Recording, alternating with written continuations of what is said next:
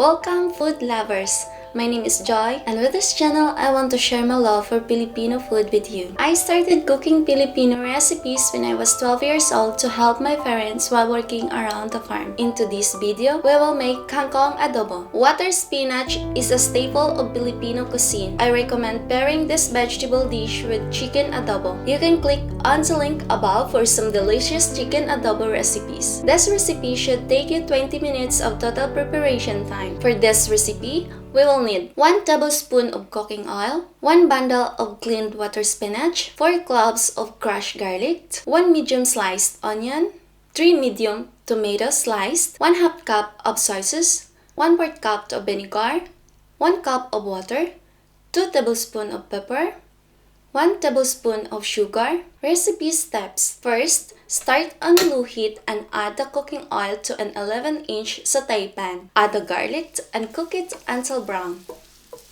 Add the onion and saute for about 2 minutes until brown. Add the tomatoes and cook for about 2 minutes.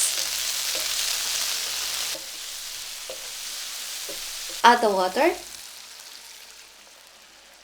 soy sauce, and vinegar. Bring to a boil. Add the spinach